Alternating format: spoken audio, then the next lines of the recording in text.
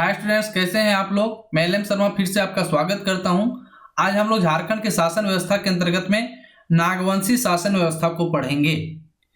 हम लोगों ने इसके पहले मुंडा शासन व्यवस्था को बहुत ही अच्छे तरीके से पढ़ लिया है और ये जो नागवंशी शासन व्यवस्था है मुंडा शासन व्यवस्था से काफ़ी हद तक प्रभावित है, क्योंकि जो नागवंश के सर्वप्रथम शासक थे फणिक मुकुट राय, वो मुंडा शासक मदरा मुंडा के उत्तराधिकारी थे। जैसा कि आप लोगों को मालूम है, मदरा मुंडा को अपना कोई भी पुत्र नहीं था और उन्होंने फणिक मुकुट राय को गोद लिया था और वही बाद में उनके उत्तराधिकारी बने। ठीक है, जिसके कारण नागवंशी शासन व्यवस्था में और मुंडा शासन व्यवस्था में काफ़ी समानता पाई जाती है। ठीक है, तो चलिए हम विस्तार से देखते हैं नागवंशी शासन व्यवस्था को। ठीक है, तो छोटा नागपुर में 64 ईस्वी से आज़ादी के बाद तक शासन करने वाला नागवंशी राजवंश कई मायनों में खास है। ये जो नागवंशी शासक थे, ठीक है, ये 64 ईस्वी से इन्होंने अपना शासन शुरू किया और भारत आज़ाद हुआ कब? 1947 में। उसके बाद तक इनका शासन चलता रहा। तो आप समझ सकते हैं कितने दिनों तक इनका शासन चला, इनका कार्यकाल कितना लंबा था। ये संभवतः भारत में अभी तक सबसे ज़्यादा समय तक शासन करने वाले राजवंश के रूप में इन्हें जाना जाता है। आप खुद देखिए, ये 64 ईस्वी से लेकर 1947 जब भारत आज़ाद हुआ उसके बाद तक इनका शासन व्यवस्था चलता रहा। ठीक है, और इतना ही नहीं, इस राजवंश की सबसे खास बात यह रही कि मुगलों के आक्रमण से पहले तक राज्य की जनता से कभी कोई किसी प्रकार का टैक्स नहीं लिया, अर्थात इनका जो शासन व्यवस्था था वह टैक्स फ्री था। कब तक? मुगल आक्रमण के पहले तक। ठीक है, जब तक मुगलों की नज़र छोटा नागपुर पर नहीं पड़ा, तब तक जो नागवंशी शासक थे उन्होंने कभी अपने प्रजा से टैक्स नहीं लिया, अर्थात इनका जो शासन व्यवस्था था वह कैसा था? टैक्स फ्री था। ठीक है, इन्होंने कभी भी अपने जनता से टैक्स नहीं लिया। बाद में मुगल के आने के बाद इनको मजबूरी में टैक्स लेना पड़ा। वो क्या मजबूरी थी वो आगे हम डिस्कस करने वाले हैं, लेकिन ये जो टैक्स लगाया बाद में वो मजबूरी बस लगाना पड़ा। ठीक है, इसके अलावा टैक्स की व्यवस्था जो है ब्रिटिश राज में जाकर अस्थायी बन गई। वह जो टैक्स व्यवस्था धीरे धीरे मुगलों के समय में, ठीक है, शुरू हुआ और ये जाके ब्रिटिश राज में जाकर अस्थायी बन गया और लगातार उसके बाद टैक्स देना मजबूरी हो गई। ठीक है, इससे पहले करीब 2000 वर्ष तक एक ही राजवंश ने 10,000 वर्ग मील में, ये जो छोटा नागपुर नागखंड जो कहलाता है, ये लगभग कितना 10,000 वर्ग मील भूभाग पर फैला था और इन्होंने इस पर शासन किया। कब? लगभग कितना 2000 वर्ष तक। आप समझ सकते हैं यह कार्यकाल कितना लंबा होता है किसी भी शासक को। तो इनका शासन व्यवस्था इतना अच्छा था कि कभी वहाँ के प्रजा ने विद्रोह नहीं किया अपने शासक के खिलाफ। इनकी शासन व्यवस्था इस प्रकार थी और यही कारण था कि ये अब इतने लंबे समय तक शासन कर पाए। ठीक है, और इतने दिनों तक शासन करने के बाद भी इन्होंने कभी भी टैक्स नहीं लगाया। आप समझ सकते हैं वह देश किस प्रकार से, या फिर उस देश का शासक कितना ईमानदार था, कर्मठ था कि उन्होंने जनता से कभी टैक्स नहीं लेते हुए भी इतने समय तक शासन व्यवस्था को बनाए रखा। ठीक है, इस राजवंश की दूसरी खास बात यह थी कि इसकी स्थापना एक आदिवासी राजा के उत्तराधिकारी से हुई थी। आदिवासी राजा अर्थात आदिवासी राजा उस समय कौन थे? मदरा मुंडा, और उन्होंने फणिक मुकुट राय को उत्तराधिकार के रूप में लिया था, गोद लिया था, जो कि बाद में उनके उत्तराधिकारी बने। ठीक है, और वंश के पहले राजा कौन थे? फणिक मुकुट राय। बार बार क्वेश्चन पूछा जाता है कि नागवंश के पहले राजा कौन थे, तो फणिक मुकुट राय थे। एक बालक के रूप में आदिवासी राजा जो मदरा मुंडा थे उन्होंने गोद लिया और बाद में उन्हें उत्तराधिकार घोषित किया और सभी आदिवासी राजाओं ने इसे स्वीकार किया। जो मदरा मुंडा का यह जो निर्णय था उसे सहर्ष स्वीकार किया। जितने भी आदिवासी राजा थे उस समय उन्होंने भी इसे खुशी खुशी स्वीकार कर लिया। किसे? राजा फणिक मुकुट राय को। और यहाँ से प्रथम शताब्दी अर्थात 64 ईस्वी में मुंडाओं की राज व्यवस्था जो है नागवंशियों को हस्तांतरित हुई। यहाँ से जो मुंडा शासन व्यवस्था था, जिसे मैंने पहले लेक्चर में डिस्कस कर लिया है, वह जो शासन व्यवस्था थी वहाँ से यह नागवंशी शासन व्यवस्था में हस्तांतरित हो गई। जैसा कि आप लोगों को मालूम है, मुंडा शासन व्यवस्था में क्या था, वहाँ वह त्रिस्तरीय शासन व्यवस्था था। उसमें क्या था, पहला हातू था, गांव को हातू बोलते थे और गांवों के समूह को पट्टी बोलते थे। गांव को क्या बोलते थे, हातू, गांव के समूह को पट्टी और पट्टी के समूह को पढ़ा। ठीक है, पढ़ा भी बोला जाता है, पढ़ा भी बोला जाता है, तो आप कंफ्यूज नहीं हो। और हातू के जो मुखिया होता था उसे मुंडा बोला जाता था। क्या बोला जाता था, मुंडा बोला जाता था। पट्टी को मानकी बोला जाता था और पढ़ा के पढ़ा राजा बोला जाता था। ठीक है, पढ़ा राजा बोला जाता था। लेकिन इसमें जो परिवर्तन आया, किसमें, नागवंशी शासन व्यवस्था में, इसमें क्या हुआ, इन्होंने हातू और इसमें पट्टी को खत्म कर दिया। इन्होंने पट्टी को खत्म कर दिया, हातू के बाद इन्होंने पढ़ा बनाया। ठीक है, हाथों के बाद सीधा पट्टी को खत्म करके पढ़ा बनाया और पढ़ा के ऊपर इन्होंने राजा को रखा, अर्थात हाथू, पढ़ा और फिर राजा। ये भी त्रिस्तरीय थी, लेकिन इसमें सिर्फ एक ही चेंज आया कि इन्होंने पट्टी को खत्म कर दिया, अर्थात और इन्होंने किसे बनाया, हाथों के बाद सीधा पढ़ा और पढ़ा के ऊपर अपने आप को रखा, अर्थात राजा का पद था। ठीक है, इसमें हाथू का जो मुखिया था इसमें भी मुंडा कहलाता था, और यहाँ पे पढ़ा का मुखिया पढ़ा राजा ना कहला के यहाँ पे मानकी था, अर्थात मानकी को ही पढ़ा का कार्यभार सौंप दिया गया और इसके ऊपर नियंत्रण किसका होता था, राजा का, नागवंशी राजा का। ठीक है, तो ये भी त्रिस्तरीय थी, मुंडा शासन व्यवस्था भी त्रिस्तरीय थी और इन्होंने उसमें ज़्यादा कुछ बदलाव नहीं किया, सिर्फ पट्टी को हटाकर इन्होंने पढ़ा को कर दिया और अपने ऊपर राजा को रखा। ठीक है, बस इतना आपको ध्यान रखना है।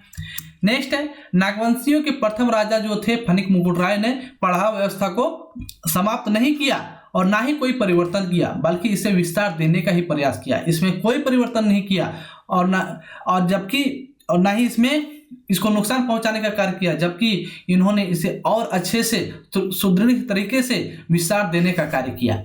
ठीक है, नागवंशियों के काल में भी पूर्व की जो कर व्यवस्था, भू व्यवस्था और शासन व्यवस्था सभी मुंडाओं की तरह चलते रहे, इसमें ज़्यादा कुछ परिवर्तन नहीं आया। उन्होंने मुंडाओं का जो शासन व्यवस्था था उसमें किसी भी प्रकार का आमूलचूल परिवर्तन नहीं किए। ठीक है, और इस व्यवस्था में पहली शताब्दी से लेकर 16वीं शताब्दी तक, पहली शताब्दी से लेकर 16वीं शताब्दी तक कोई परिवर्तन नहीं हुआ।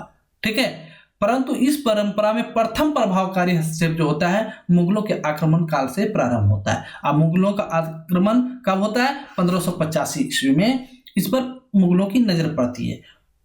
यहाँ तक पहली शताब्दी से लेकर 16वीं शताब्दी तक, ठीक है, 16वीं शताब्दी तक कोई भी प्रकार का परिवर्तन नहीं हुआ। यही जो था हाथू, पढ़ा, राजा और टैक्स फ्री का जो इनका नीति था वो लगातार चलते रहा और उनसे जनता, वहाँ की प्रजा काफ़ी खुश थी और यह शासन व्यवस्था बहुत ही अच्छे तरीके से, सुदृढ़ तरीके से चल रहा था। लेकिन 16वीं शताब्दी में अर्थात 1585 ईस्वी में मुगलों का इस पर आक्रमण होता है। उस समय छोटा नागपुर के जो शासक थे, छोटा नागपुर के जो शासक थे वो थे मधुकर शाह। कौन थे, मधुकर शाह थे। और उस समय मुगल शासक थे अकबर। कौन थे, अकबर ने नागवंशी शासक मधुकर शाह पर आक्रमण किया, करने के लिए शाहबाज खान को भेजा। किसे भेजा, शाहबाज खान को। ये क्वेश्चन आपसे पूछा जा सकता है कि अकबर के समय कौन था, मधुकर शाह था, उसको पर आक्रमण कौन किया, शाहबाज खान ने किया। और यहाँ पर मधुकर शाह शाहबाज खान से हार जाते हैं। ठीक है, हार जाते हैं, जिसके कारण इस पर अब टैक्स जो होता था उसे थोपा जाने लगा। यहाँ पे नजराना वगैरह की शुरुआत होती है तो मुगल सेना यहाँ के राजाओं से नजराना लेने लगी। इन्होंने, शाहबाज खान ने शर्त रखा मधुकर शाह से कि आपको नजराना देना पड़ेगा। नजराना का मतलब होता है यह नियमित टैक्स। क्या? यह नियमित टैक्स को ही उर्दू में नजराना कहते हैं। क्या कहते हैं? नजराना। यह नियमित अर्थात यह जो टैक्स था वह नियमित नहीं था। ऐसा नहीं कि आपको हर मंथ देना, हर साल देना है। अर्थात मुगलों को जब जरूरत पड़ती थी, जब उनका खजाना खाली होता था, तो वो डिमांड करते थे कि मुझे टैक्स चाहिए। अर्थात उन्होंने नजराना वसूलना शुरू किया। लेकिन यह जब आदत पड़ जाती है, आपको मालूम है जब किसी को थोड़े की आदत पड़ जाती है और आप उसे जब देने लगते हैं तो वह आदत में परिवर्तन हो जाता है। तो यही कारण हुआ कि यह नजराना अर्थात यह नियमित टैक्स था, बाद में धीरे धीरे यह नियमित स्वरूप धारण कर लिया, जिसे मालगुजारी कहा जाने लगा। अर्थात मालगुजारी देना अनिवार्य कर दिया गया मुगलों के द्वारा। ठीक है। शुरुआत में क्या था? नजराना अर्थात यह नियमित टैक्स था। वह टैक्स फिक्स नहीं था कि हर एक मंथ हम देना है या हर एक साल देना है। लेकिन मुगलों को बाद में लगा कि नहीं, हम वहां से लगातार टैक्स ले सकते हैं, और उन्होंने मालगुजारी जो था थोप दिया, और वहां से उनका जो टैक्स सिस्टम था नियमित कर दिया गया। नागवंशी कालीन व्यवस्था में कर या मालगुजारी लेने की प्रथा आम रैयतों से नहीं थी। उन्होंने कभी टैक्स लिया ही नहीं था जनता से, तो ये मालगुजारी या टैक्स कहां से दे? आप खुद समझिए, यदि कोई राजा खुद प्रजा से टैक्स नहीं ले रहा है तो वह मुगलों को किस प्रकार से टैक्स दे पाएगा? खजाना तो उनका उतना भरा नहीं होगा, क्योंकि उन्होंने वर्षों से कभी टैक्स नहीं लिया। ठीक है, तो वो अपने खजाने से भी टैक्स नहीं दे सकते थे। तो यहाँ से फिर मजबूरी बनना स्टार्ट हो गई कि वह प्रजा से टैक्स वसूले। अतः मुगल शासकों को संपूर्ण राज्य की मालगुजारी देना नागवंशी राजाओं के लिए कठिन होने लगा। यह मुश्किल हो गया कि वह मुगल राजा को टैक्स दे पाए। 1616 ईस्वी में कर न दे पाने के कारण छोटा नागपुर खास के जो महाराजा थे दुर्जन शाह जो है मधुकर शाह के बेटे थे। ठीक है, मधुकर शाह के बेटे थे, और इनके साथ समस्या ये उत्पन्न हुई कि खजाने में ज़्यादा राशि नहीं थी। खजाना भरा नहीं होने के कारण इन्होंने मालगुजारी देने में असमर्थता जताई। अर्थात उन्होंने इनडायरेक्टली रूप से मना कर दिया कि हम टैक्स नहीं देंगे, क्योंकि और वह इस पर भी राजी नहीं थे कि वह जनता से टैक्स ले। ठीक है, दुर्जन शाह न जनता से टैक्स लेना चाहते थे, जनता से या फिर अपनी प्रजा से टैक्स नहीं लेना चाहते थे। ठीक है, टैक्स नहीं लेना चाहते थे, ना ही वो मुगलों को टैक्स देना चाहते थे। मुगलों को टैक्स देना चाहते थे, जिसके कारण यहाँ भी विरोधाभास उत्पन्न हो गया। कब? किसके बीच में? नागवंशी राजा दुर्जन शाह के बीच में और मुगलों के बीच में। मुगलों के शासक, जो मुगल के शासक थे उस समय राजा दुर्जन शाह के समय में वो जहांगीर था। बाद में इसे क्या हुआ कि दुर्जन शाह को जहांगीर ने कैद कर लिया। ठीक है, जहांगीर ने महाराजा दुर्जन शाह को कैद कर लिया और 12 वर्षों तक इसे कैद किया गया। कहाँ पे? ग्वालियर में। यहाँ से क्वेश्चन पूछा गया है बार बार कि ठीक है, कि महाराजा दुर्जन शाह को किसने कैद करवाया? जहांगीर ने। उसे कैद करके कहाँ रखा गया? ग्वालियर में। कितने वर्षों तक कैद किया गया? 12 वर्षों तक। ठीक है, और ये महाराजा दुर्जन शाह जो थे ये हीरे के पारखी थे। ये हीरे के बहुत ही अच्छे तरीके से पहचान सकते थे। हीरे की शुद्धता की पहचान ये काफी अच्छी तरीके से रखते थे। असली हीरे की पहचान करने के अपने कौशल के कारण जहांगीर उन्हें 1627 ईस्वी में रिहा कर देते हैं। कब? 1627 ईस्वी में। यह इनके जो पारखी नजर थी हीरा को पहचानने, इसे देखकर जहांगीर खुश होता है और 1627 ईस्वी में उसे रिहा कर देते हैं। लेकिन कंडीशन रखता है। 1627 ईस्वी में जहांगीर राजा दुर्जन शाह को तो रिहा कर देते हैं, लेकिन शर्त है कि उसे 6000 रुपये सालाना कर देना पड़ेगा, और इस सहमति के आधार पर दुर्जन शाह को कैद से मुक्ति मिले। आप खुद समझिए ये कितने अच्छे राजा थे। जो अभी के शासक रहते तो वो तुरंत रेडी हो जाए, लेकिन वो 12 वर्ष तक सजा भोगने के बाद तक रेडी नहीं हुए थे। लेकिन बाद में प्रजा के हित को देखते हुए इस चीज को इन्होंने मान लिया कि हम ठीक है 6,000 रुपया सालाना कर आपको देंगे, और इस सहमति के आधार पे ही जहांगीर ने उसे रिहा कर दिया। लौटने के बाद वह अपने राजधानी जो है खोखरा से सीधा नवरत्नगढ़ जो है दोईसागढ़ स्थानांतरित करते हैं। सबसे पहला कार्य वो क्या करते हैं कि अपनी जो राजधानी थी वो खोखरा को ज़्यादा सुरक्षित नहीं समझते हैं, जिसे ये दोईसागढ़, जिसे नवरत्नगढ़ के भी नाम से जानते हैं, वहाँ स्थानांतरित करते हैं और वहाँ वे किले का निर्माण शुरू करवाते हैं, और जिसे गुमला में नवरत्नगढ़ के नाम से जाना जाता है। ठीक है, किस नाम से जाना जाता है? गुमला में नवरत्नगढ़ के नाम से जाना जाता है। नागवंशी राजाओं पर कर बढ़ता चला गया। ठीक है, यह कर बढ़ता चला गया। 6,000 रुपये सालाना अब उस समय के लिए बहुत बड़ी राशि थी, किंतु यहाँ अपनी प्रजा से कर लेने का प्रावधान ही नहीं थी, प्रथा ही नहीं था अपनी प्रजा से कर लेने का। अभी भी वो कर नहीं ले रहे हैं। लगातार बढ़ते कर की मात्रा के कारण जब जो टैक्स था लगातार बढ़ रहा था, नागवंशी राजाओं ने अपनी प्राचीन व्यवस्था को मजबूरी में बदल कर लोगों से कर वसूलना प्रारंभ किया। इनकी मजबूरी बन गई कि ये शासन व्यवस्था को यदि बनाए रखना है तो जनता से, अपनी प्रजा से टैक्स को लेना ही पड़ेगा। यदि टैक्स नहीं लेंगे तो मुगल को देंगे कहाँ से? खजाना तो खाली हो चुका था। ठीक है, तो यह उनकी मजबूरी बन गई कि वह टैक्स ले और मुगलों को दे। ठीक है, और जिसके कारण वो अपना जो टैक्स वसूलने का कार्य यहाँ से प्रारंभ करते हैं और टैक्स फ्री सिस्टम जो था उसे धीरे धीरे समाप्त करते हैं।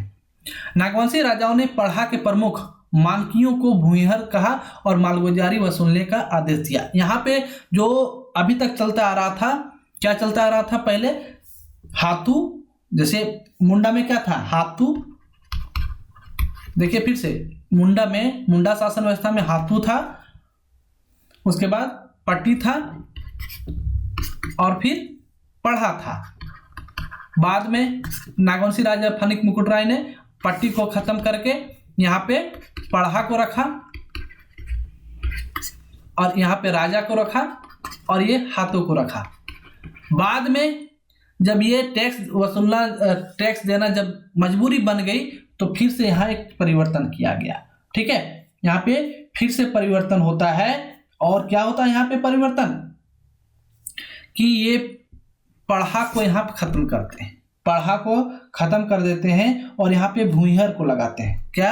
ये यहाँ भूमिहर को ये जो टैक्स वसूलने की जो अधिकार है वह प्रदान किया जाता है, पढ़ा को समाप्त करके। हाथू अभी भी है, यहाँ पे पढ़ा को हटा के फिर से यहाँ भूमिहर कर दिया जाता है और भूमिहरों को, ये भूमिहर को शक्ति दी जाती है, अधिकार दिया जाता है कि वह मालगुजारी वसूले जनता से, प्रजा से। ठीक है, ये थोड़ा सा आमूलचूल परिवर्तन यहाँ पे किया गया। बाद में फिर क्या होता है कि राजाओं ने अपने अलग जागीरदार रखे, जो अलग नागवंशी शासक के अधीन जो राजा थे उन्होंने अपने अपने जागीरदार रखे और उसे मालगुजारी वसूलने के लिए अधिकार प्रदान किया गया। वो जो भूमिहर लोग थे उन्होंने पहले भूमिहर को रखा गया, बाद में अपने अपने जागीरदार रख लिए जो राजा थे नागवंशी शासक के अधीन में। और इससे भूमिहरी की स्थिति और भी दयनीय हो गई। ये वो भूमिहर जो कहने का मतलब जनता के बीच में से, उनके प्रजा के बीच में से जो होते थे उनको भूमिहर कहते थे, और इससे उनकी स्थिति और दयनीय हो गई। और जागीरदार कर वसूलता था किंतु यह नियमित रूप से नहीं दिया जाता था। ये कर तो वसूलते थे, जागीरदार जो है यह प्रजा से टैक्स तो वसूलते थे, लेकिन यह जो टैक्स है वसूल के ऊपर नहीं पहुंचाया जाता था। ठीक है, क्योंकि अभी तक जो है टैक्स जो है नियमित रूप से नहीं दिया जा रहा था। ठीक है, 6,000 के अलावे जो बचता था वो भूमिहर लोग रख लेते, ये जो जागीरदार लोग थे वो अपने जेब में रख लेते थे, अपने स्वार्थ पूर्ति करते थे। ठीक है, और यह टैक्स तभी दिया जाता था, जागीरदार कर वसूलता था किंतु नियमित रूप से नहीं दिया जाता था। यह तभी दिया जाता था जब कोई मुगल बादशाह इसकी डिमांड करता था। जब मुगलों का खजाना खाली हो जाता था, उसकी जरूरत पड़ती थी, तब ये देते थे। यदि डिमांड नहीं आया है तो वो रख लेते थे। लेकिन प्रजा से नियमित रूप से टैक्स वसूला जाने लगा था, जिससे लगातार प्रजा की स्थिति खराब होने लगी। आप खुद समझिए, जो 2000 वर्षों से जहाँ पे यह सिस्टम हो कि टैक्स नहीं देना है, वहाँ से यदि यह टैक्स प्रथा चालू हो जाए कि टैक्स देना ही पड़ेगा, तो वहाँ तो स्थिति दयनीय होगी।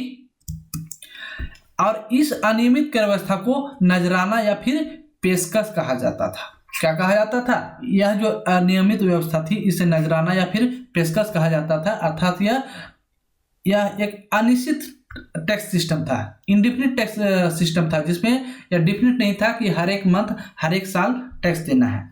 ठीक है, यहां तक तो चलता रहा। अब यहाँ के बाद क्या होता है, अंग्रेजों का आगमन होता है। ठीक है, ये जो व्यवस्था थी ये आपका 1585 ईस्वी तक से लेकर आपका 1765 तक लगभग चलता रहा। लेकिन यहाँ के बाद क्या हुआ, फिर से एक और चेंजिंग आया, इससे भी बड़ी आफत आई। अंग्रेज जब आए, अंग्रेजों का जब आगमन हुआ तो इससे भी बुरी स्थिति पैदा हो गई नागवंशी शासक व्यवस्था में।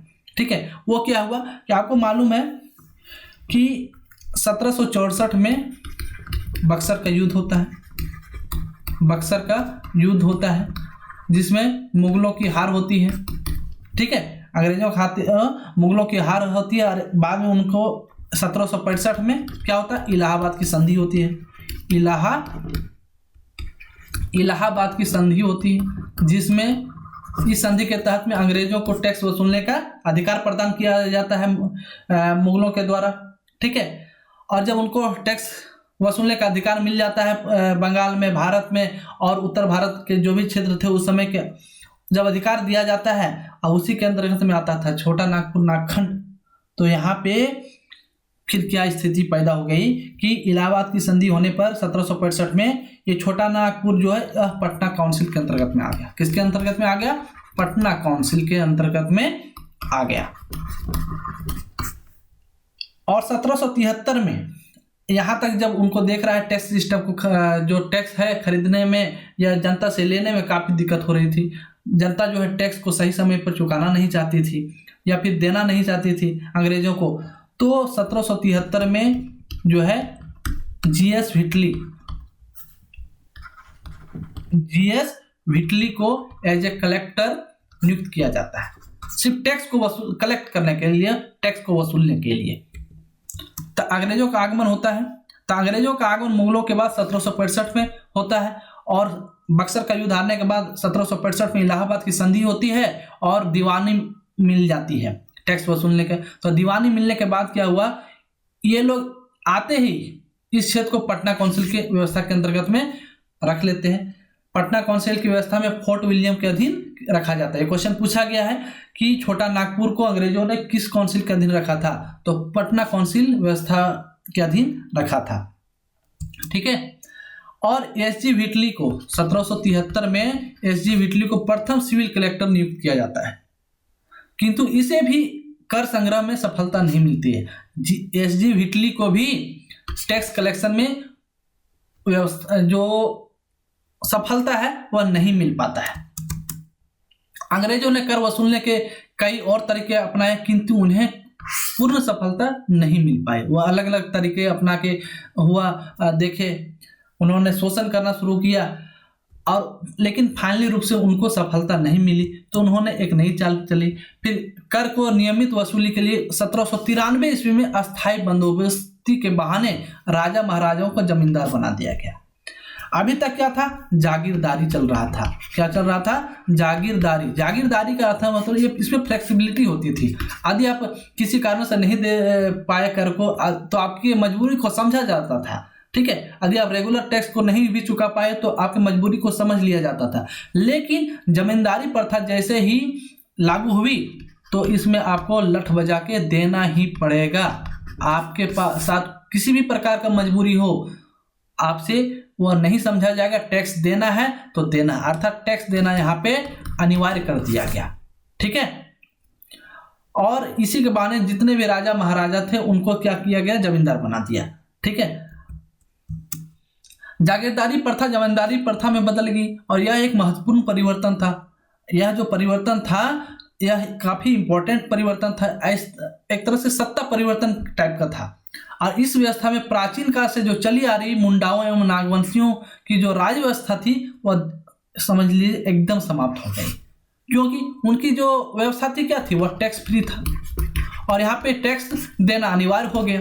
यहाँ पे टैक्स देना अनिवार्य हो गया, किसमें? जमींदारी प्रथा में। तो आप क्या कर सकते हैं कि मुंडा एवं नागवंशियों का जो शासन व्यवस्था था यहाँ पे लगभग समाप्त हो गया। कब? 1793 तक आते आते यह जो व्यवस्था है किसकी? मुंडा एवं नागवंशियों का, वह जो व्यवस्था थी लगभग समाप्त हो गया। और यहाँ के बाद पूरी तरह से अंग्रेजी रूल जो है कायम हो गया, अंग्रेजी रूल लागू होना शुरू हो गया और उनको टैक्स देना अनिवार्य कर दिया गया।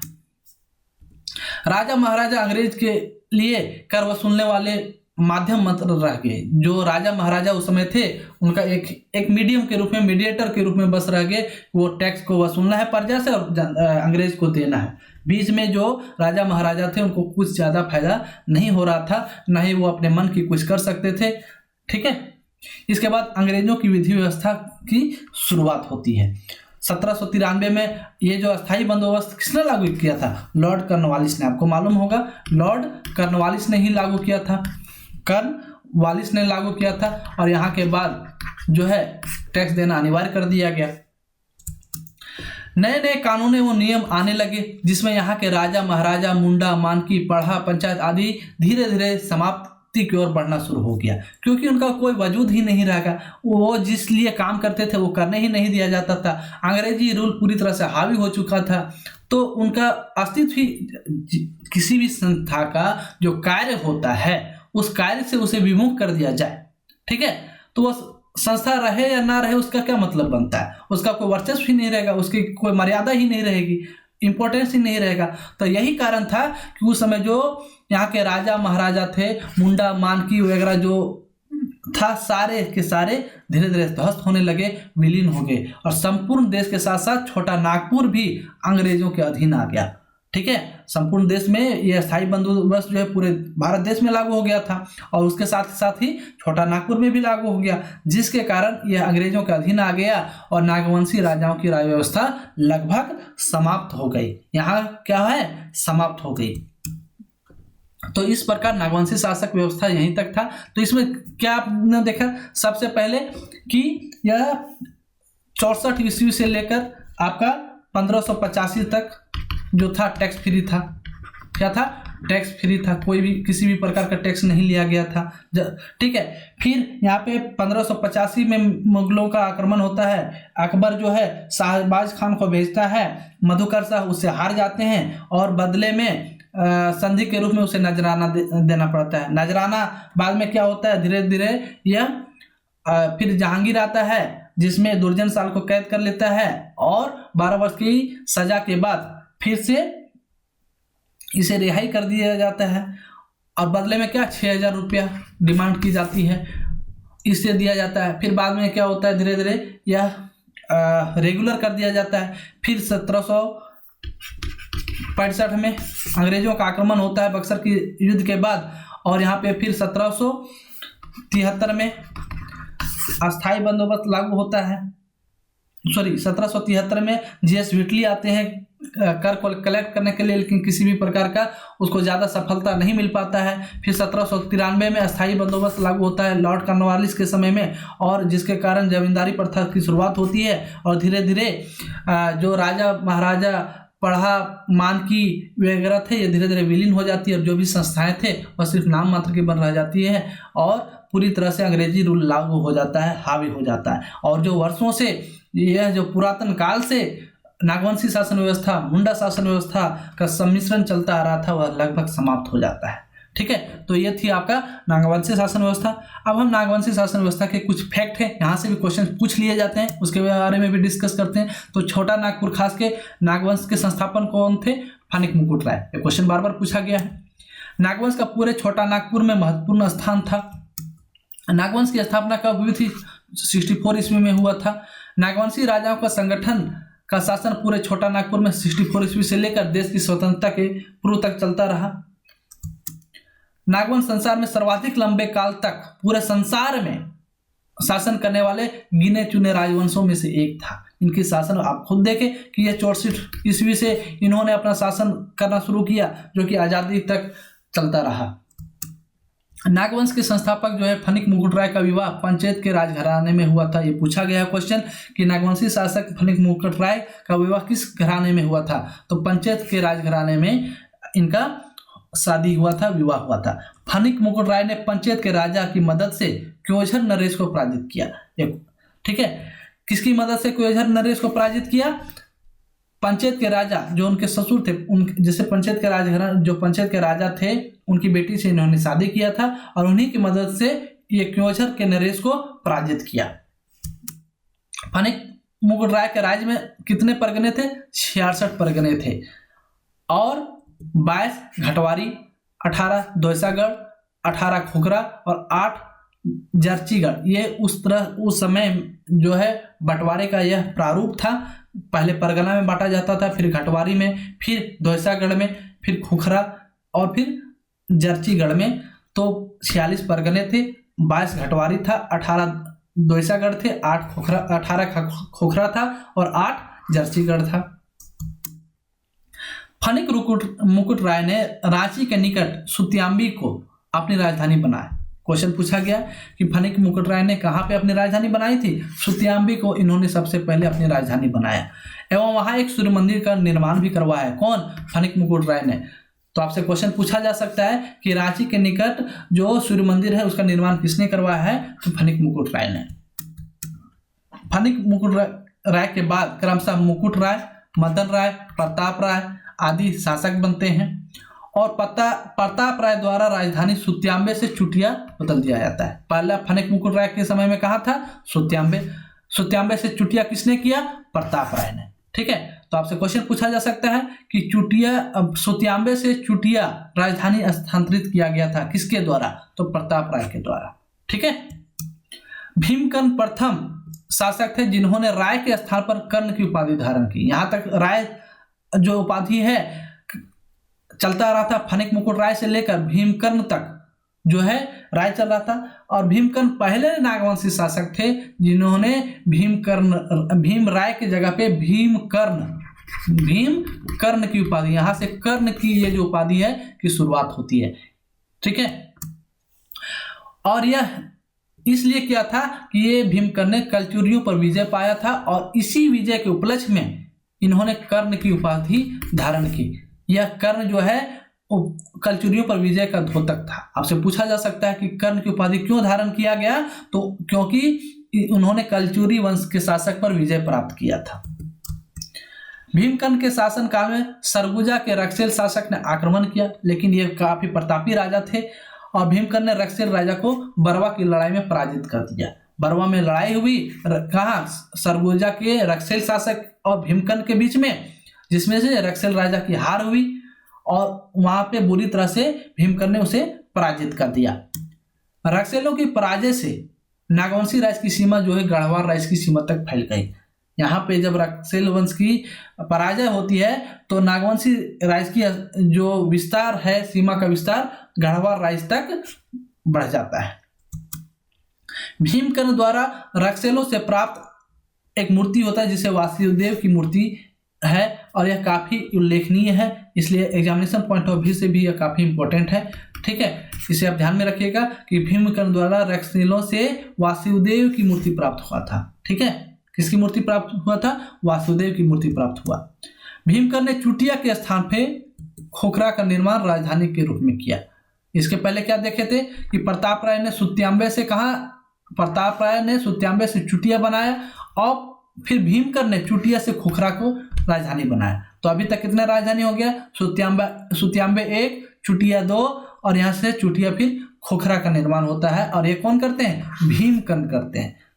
ठीक है, प्रताप राय के बाद दूसरा परिवर्तन भीमकर्ण करते हैं और ये चुटिया से खोखरा बनाते हैं अपनी राजधानी को।